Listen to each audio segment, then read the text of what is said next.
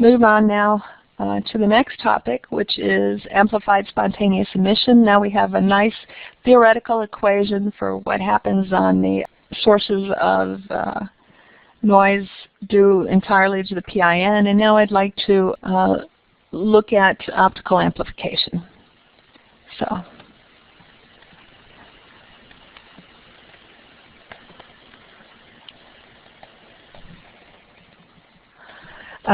typically refer to this as ASE, amplified spontaneous emission.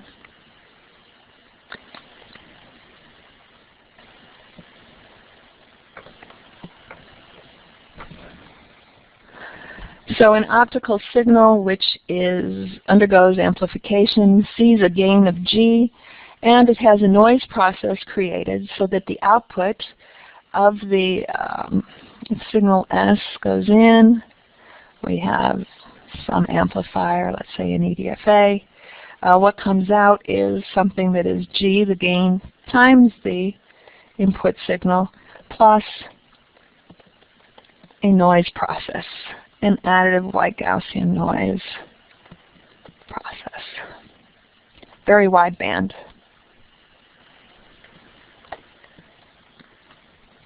And the noise process will be much, much wider band than the signal process. So of course, because it's so much wider band, then what we're going to want to do is limit it. So we'll have in a typical system that sees an optical amplifier, and that could be a SOA as well. We'll put an optical filter to limit the impact of that process. Then we'll go through the photodetection, and of course the photodetector also adds wideband noise, and so we're putting here an electrical filter in order to limit the effects of the electrical noises introduced by the optoelectric conversion. So the optical filter has wide enough bandwidth to pass the signal without distorting it, but narrow enough to limit the noise as much as possible. And the same thing is true of the electrical filter. But of course, the optical, let's go into the mathematical description of what we see going on here.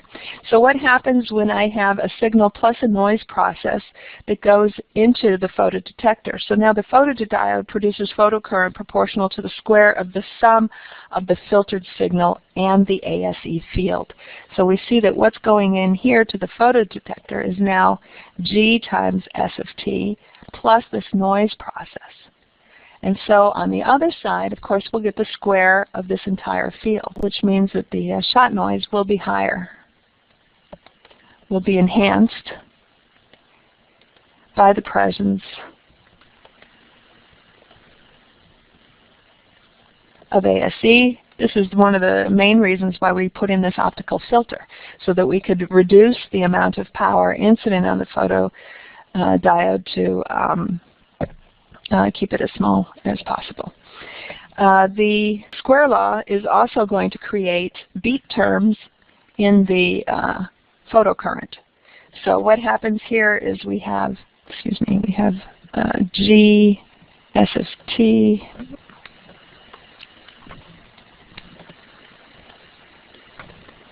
plus N S P, right, squared, and that's going to give us G squared S squared, oh boy, this is not very good handwriting, G squared S squared of t plus 2G S of t and spontaneous emission of t plus N SP squared of t. So everything that I'm describing today can be seen discussed in the Olson paper in Appendix A. The vocabulary we use is that this is the signal spontaneous beating, or the signal ASE beating, and this is the spontaneous beating term, or the ASE beating term. So in the Olson paper, in Appendix A, there's an analysis where we assume that the ASE noise is a collection of narrowband signals. So although ASE is a very, very wideband noise, we assume it's a collection of a bunch of narrowband signals, each of which has a random phase and constant amplitude. Because it's a thermal noise process, it's got random phase, constant amplitude. And in the analysis in that paper, they let the bandwidth go to 0, so that each one is very, very narrow band, and the number of components goes to infinity. And in that analysis, I'll just give you the results of it. So they find this analysis gives the power spectral density of the signal spontaneous and the spontaneous beating terms. So I refer you to that paper if you're interested in the details. Right now I'll just give you the results. So the signal spontaneous term. In this case, we get a flat PSD whose height is proportional to 4 times the photocurrent induced by the signal times the photocurrent induced by the spontaneous emission divided by B0. So that's the level of the power spectral density centered on the optical frequency from minus with a total bandwidth of B0. So it's as wide as the optical signal bandwidth centered at the carrier frequency for the signal, and the photocurrent signal-induced photocurrent is given by RD times G times the power of the signal, and the spontaneous is the ASE-induced photocurrent,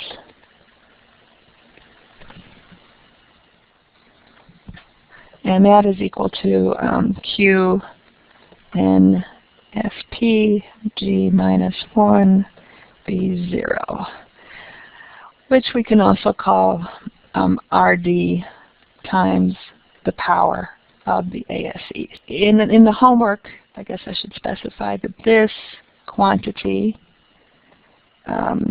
altogether is taken to be minus 35 dBm per 0.1 nanometer.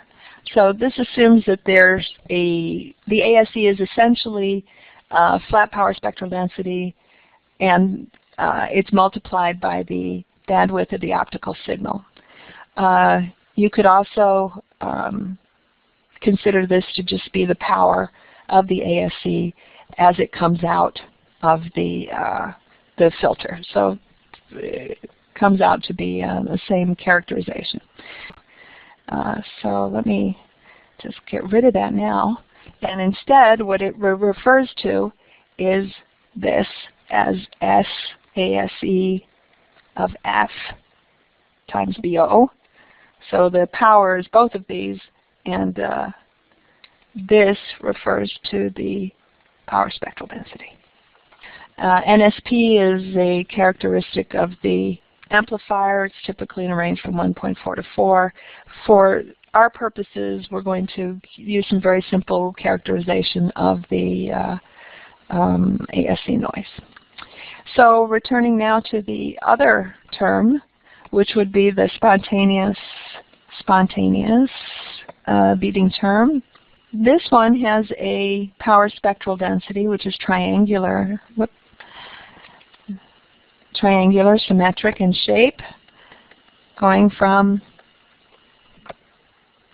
B0, minus B0 to B0, so a total width, absolute width of 2B0. And the height of this triangle is 2 ISP squared divided by the optical bandwidth. And we've already defined all these. So these spectrums represents the noise due to ASE, which is out at the output of the PIN. So if we look back here to our system, now we've got equations for the power spectral density here for all the terms. We know the power spectral density of the signal is whatever it is, and now these noise terms that we've added, and of course there'll also be the thermal noise and the spontaneous noise. But now what happens when we apply an electrical filter to these noise processes? So let's start by let BE be what I called earlier the noise equivalent bandwidth of the electrical filter.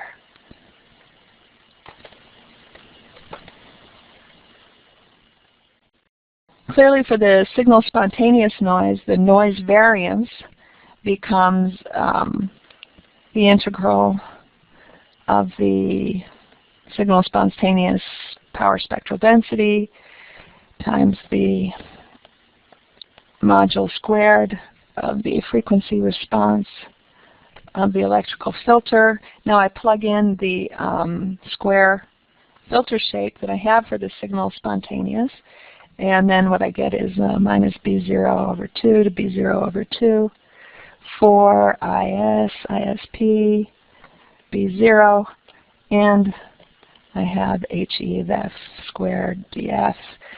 And these are constants, so the constant terms can be brought outside the integral. And so what I'm left with is that the signal spontaneous variance squared is equal to 4 IS, ISP over B0. And here I have minus B0 over 2, B0 over 2, HE F dF. And this should be equal to, approximately equal to simply BE. So if B0 is much greater than BE, then it's essentially minus infinity to infinity, and it's the equivalent of the definition of the noise equivalent bandwidth. So now I've finally gotten to the definition of what the noise equivalent bandwidth is. So in this case, we see that this simplifies to signal spontaneous is just equal to 4 IS, ISP, B0 times BE. If we look at the case of the spontaneous, it's a little more complicated. Let's see if I can draw it for you here. I have this power spectral density that went from minus B0 to plus B0, and now I'm thinking in terms of a square electrical filter as an approximation. So now I'm filtering this power spectral density so that there's two portions, right? There's the portion in here that we're going to use as the approximation of noise variance. I probably should really include this little cap, but you know, the BO is so much bigger than BE that doesn't make much difference.